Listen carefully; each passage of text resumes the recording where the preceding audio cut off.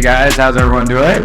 Amazing. Good stuff. Well, thank you so much guys for having me. Today we're gonna get into some really valuable, juicy stuff. Let's start with my track record. Why should you listen to me? I started just like you guys in the exact same shoes. I went to York U, I was at Schulich, I was studying business, and I wanted to be an investment banker. I wanted to be in finance. Everyone talks about accounting, finance. This is what everyone talks about in business. You wanna go to KPMG, EY, be the best accountant possible. So that's what I was trying to do. But, over time, as I realized that it's not really the highest earning potential, I slowly but surely realized that it's time to actually be an entrepreneur. So I was working in school really hard, and then I finally got my first internship, and that was in second year of university. I got an offer from IBM to be a financial analyst. I had to take a year off school to go and work for IBM for an entire year. And the number one reason why I wanted to take this year off was not because of the money. I wasn't really making much. It was because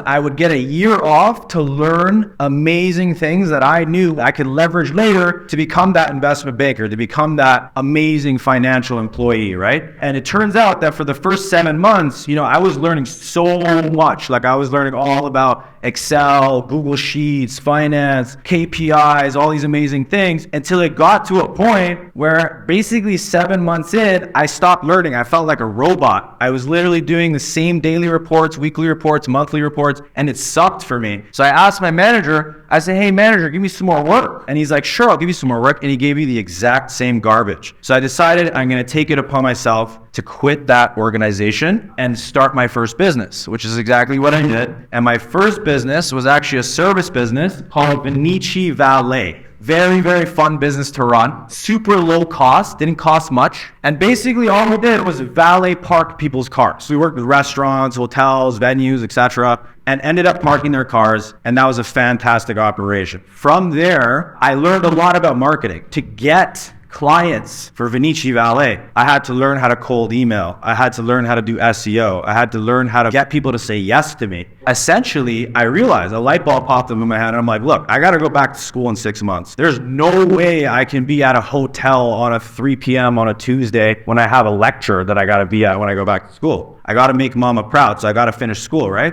And at the end of the day, I realized, I'm like, okay, I'm going to start an online service business. I'm going to start a business that I can run while I'm in my lectures, while I'm in school, instead of having to physically be there. So that's when I started Variance. About 3 to 4 months before I was supposed to go back to school to finish my degree, I ended up selling Vinicci Valet to a local competitor in Toronto. And I ended up going full-time on Variance while I was in school. And what's awesome about that is Variance is essentially like my cash cow. Think about it like my piggy bank, okay? I grew that business. I still own that business. It's my baby. And I've taken it to the moon now, thank God. It's allowed me to fund another business that I run called Modern Day Cannabis. And this is a retail cannabis business with locations across North America. We have a lot of cannabis stores, and we're very grateful and humbled to be in this position. So this is on the screen what Vinicci looks like. It's essentially a valet parking business. We worked with Cineplex. We worked with Pantages Hotel, Michael's on Simcoe. We had so many cool clients. It was unbelievable. I was really excited. I was a young 19-year-old dealing with people, valet drivers, subcontractors that were literally 35 years old. Like 35 years old working for me, and I'm this young guy. How are they gonna listen to me, right? But I just plowed through it and I said, you know what? I'm gonna make it work. And that's the key. You gotta make it work, okay? So this is what it looked like, right? You see guys stationed outside of hotel venues. One time we had to hire a police officer to stop the traffic on Bay Street because there was 400 cars that we had to do for a Sick Kids Foundation event. Crazy business, amazing, fantastic time. This is me back when I had more hair. On the left side, you have Nav Bhatia, super fan, Toronto Raptors, what a G. And then you also have Corey Joseph, an actual Toronto Raptor. So we did a private party for the Raptors. And this is my first business I ever did in my entire life. So how am I in this position? How did I do this? So I'm going to speed through the track record a little bit because I want you guys to understand the value more than anything. So this is Variance. We're a full service digital marketing agency. We have 27 employees. This is a picture of our sales team. And basically what we do is we help other businesses scale their revenue. That's ultimately what we do. We have a couple services that we run. If a business needs help driving sales, they come to us. This is a screenshot of our CRM. We've made roughly 300,000 outbound calls. We've sent roughly 57,000 emails. These are not even cold emails. These are just direct client emails. We've booked 9,000 sales appointments, and we've closed 891 customers, making millions of dollars in my 20s.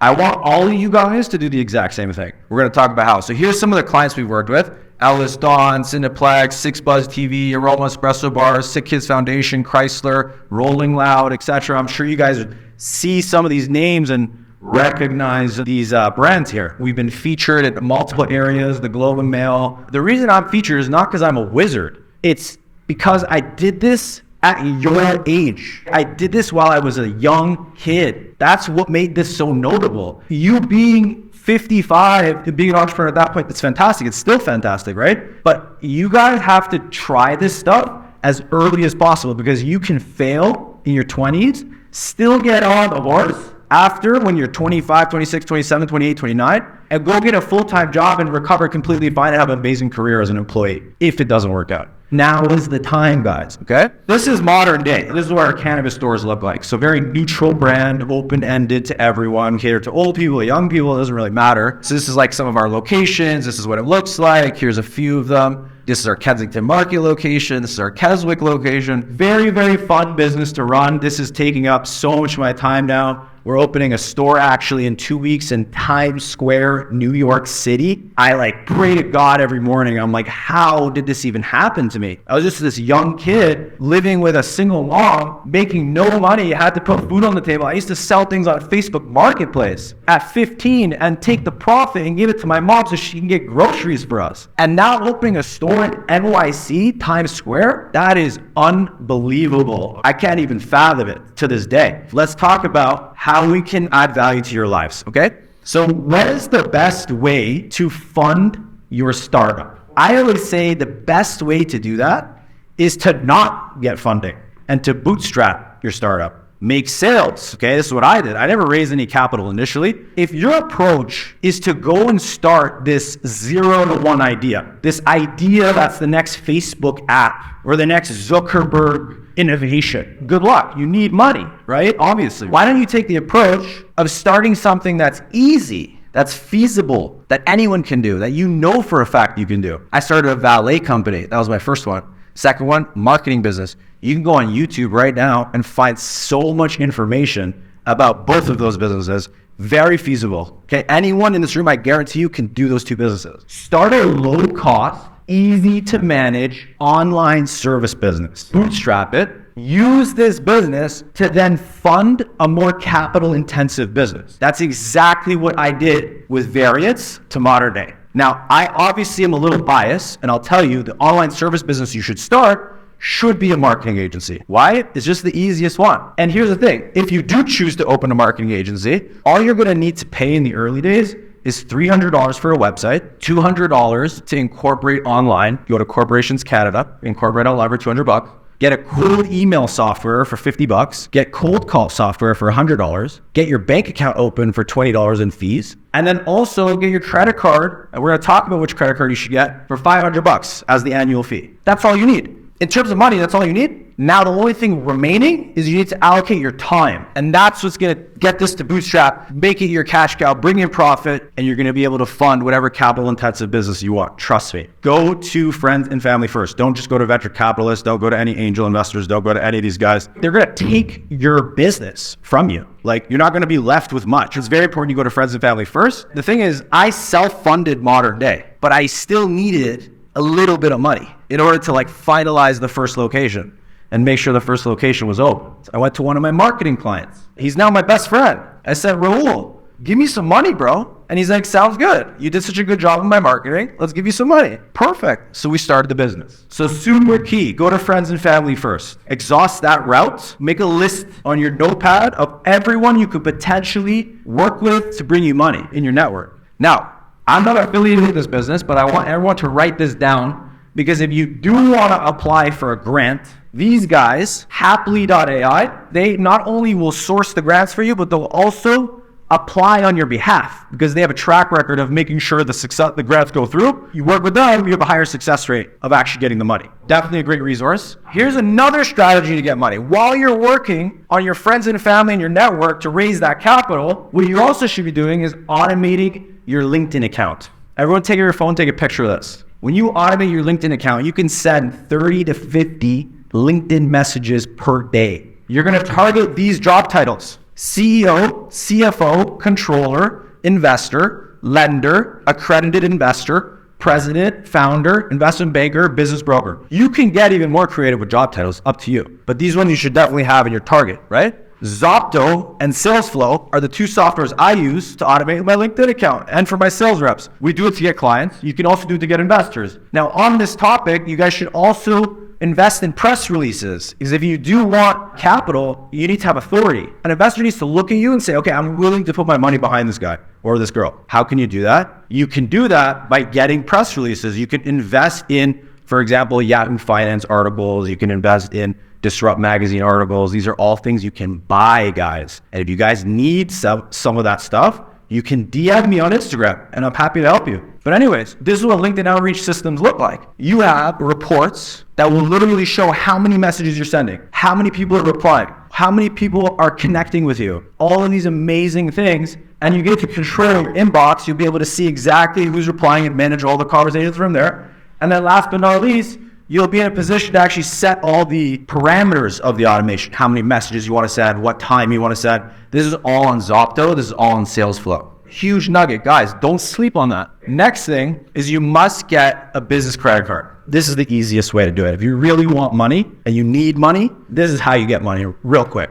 Basically, the best business credit card on the planet, in my opinion, it's gotten me to where I am, is called the American Express Platinum Travel Card. It's a very easy card to get approved for. All you need is a corporation. You literally don't need to give them any numbers, any financials, nothing. You get $50,000 to $100,000 right out the gate if you're approved. Easy approval process, no financials required. bit.ly/AmexAvi. You go on that website, you're gonna use my link. That's gonna get you 120,000 travel points. That's the equivalent of $1,200 worth of free, that's USD, of free business travel and stay. But don't use this card unless it's for business purposes. Debt can be a trap. It's valuable, but it can be a trap.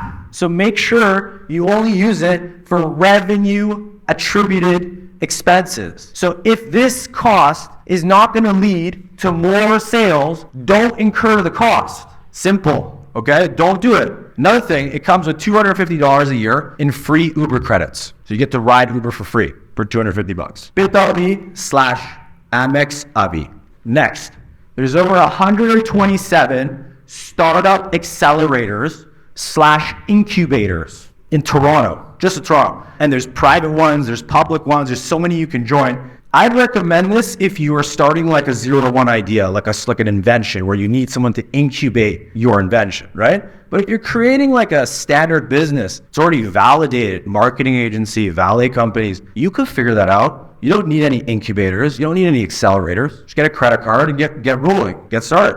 But this is on toronto.ca. 127 incubators just in Toronto. So if you really need help, there you go. I want everyone to take a picture of this. This is the most important slide of the entire speech here.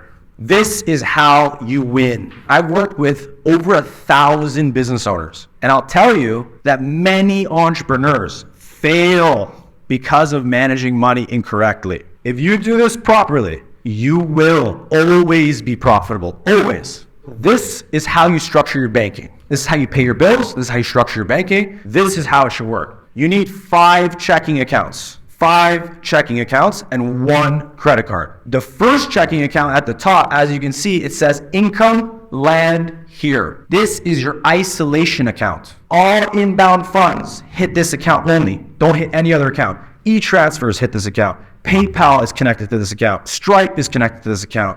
All your wires, whenever someone wires you, it goes to that account. All inbound money hits the one account. It's called income land here. You want that to be isolated so that there's no other expenses eating at your money. Because if you put everything in one account, What's going to happen is you're not going to be able to know what's going on. This will give you a pulse in your business at any moment. You can open your online banking and you can literally see what's up with your business in 5 seconds if you structure your stuff like this. Next one, we have the tax account. We have sales tax of 13% in Ontario and Canada, right? So at HST, you don't want to have to owe that at the end of the year. So what you should be doing as an entrepreneur is putting aside 13% of all the inbound funds you're making. So every dollar that hits the income land here account, which is the main income account, 13% of that money goes right away into the tax account. You can do this transfers, you can do them once a week. You can do them every day. It doesn't matter how you do them, but make sure you allocate your money like this. 13% goes into the tax account. What's nice about that is at the end of the year, you're not only gonna have enough money to pay your tax bill, but you might even have extra money on top, which is gonna be a bonus. Half of you guys are like trying to get jobs and get a bonus at your job. This is your bonus as an entrepreneur. You can just have it at the end of the year. Next thing, you have the next account, which is your owner's compensation account. How I structure it for myself is 17% of all money that's in the income land year account goes to the owner's comp account. From there, I just e-transfer myself or wire myself or whatever I want, internal bank transfer, send it to my personal account. Okay, whenever I want. The fourth total checking account is your profit account. This is the most important account. This account gets the transfer first. So from income land year, the first account you're transferring to is your profit account always, because you always must profit first. You have 20% going into there. These funds, you are not allowed to touch. You only touch these funds in the profit account every 6 months or every 12 months. And there's a rule associated with this money. You can only spend this money on reinvesting into things that will grow your business. Whether that's a new project, a new hire, something that's going to make you more money, you're going to use that from the profit account. And the final checking account is your OPEX account. 50% of all the money goes into your OPEX account. Operating expenses. You don't just pay your expenses from the checking account. You actually run all of your expenses through your travel American Express. Why? So that you earn travel points. The more you spend on your travel card, the more you travel for free. You then use the OPEX account, which is where all of the 50% of income land here is going to go into the OPEX account. You use that checking account to pay off your credit card whenever you owe money on your credit card. But all expenses go through your credit card, as many as possible.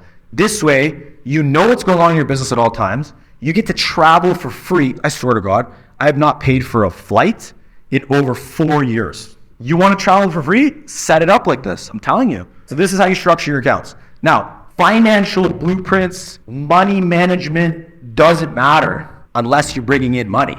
So if you're not bringing in money, it doesn't matter how you budget. It doesn't matter how you do these things. So focus on revenue generating activities.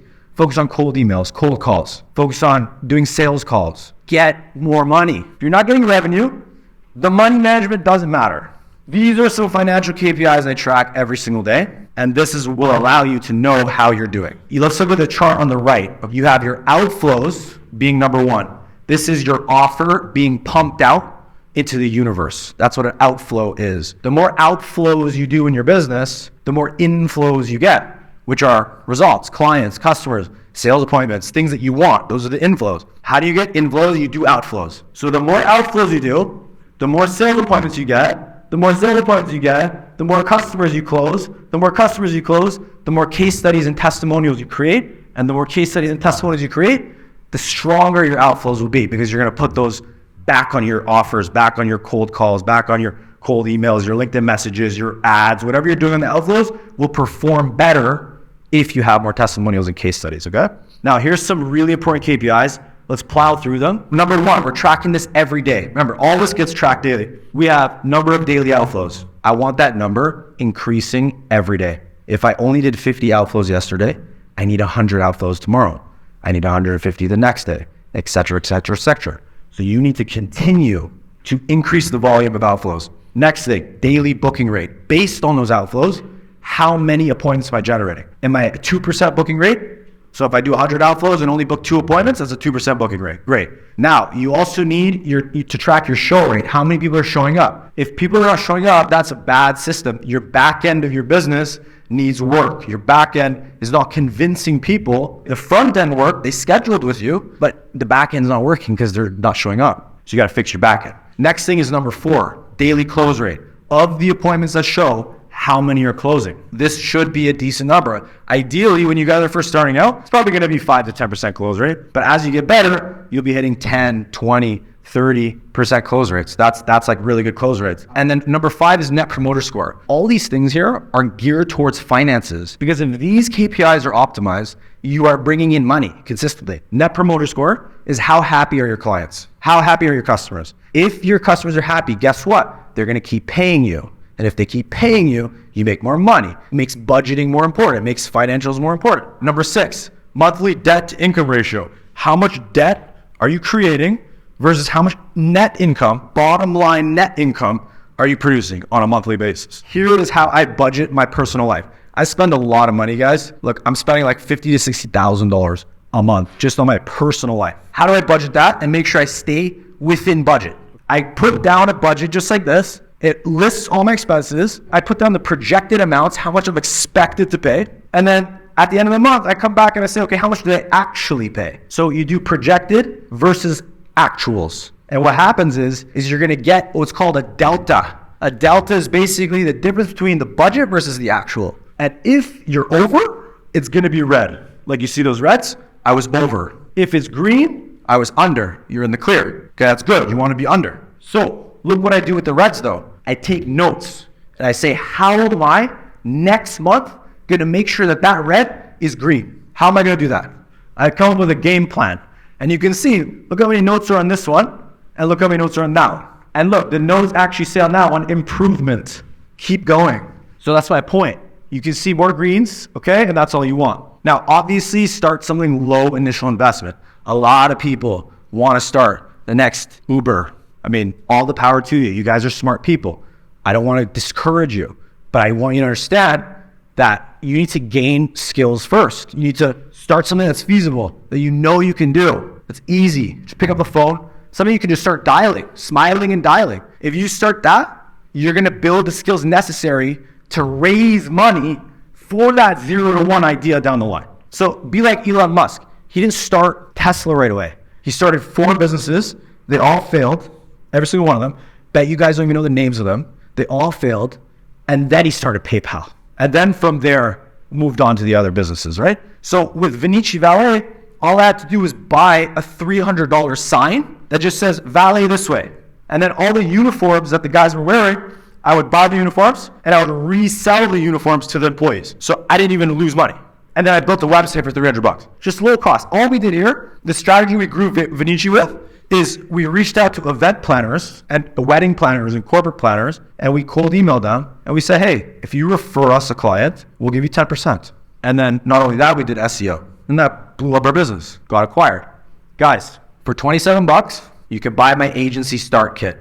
This is going to change the game for you. This will teach you how to make a marketing agency, but using the sauce that I use, the literal secret strategies that I do. It's $27 will change the game for you. You get 30 plus lead acquisition strategies. You go to agencystartkit.com and you'll learn how to build that online service business. This is going to teach you everything you need to know. Everything that I use, even to this day, every single thing that I'm doing in this is just handed to you on a silver platter. For me, I'm already on to the next thing. I'm already working on my cannabis venture. Who knows what's next? I have my agency. It's working well. It's nothing like passing the torch. I'm not here because I get paid to be here. I'm here because I want you guys to be the next entrepreneurs. I want you guys to take this seriously. It's not a joke. Or why be an employee? You don't have to be. You can be an entrepreneur. You can make tons of money. Let's make it rain. Go to agencystartkit.com and we'll get that done. Guys, you can always connect with me. Instagram, shoot me a message, DM. Happy to answer any questions. And thank you to the organizers. Thank you to everyone. You guys have an amazing, amazing night.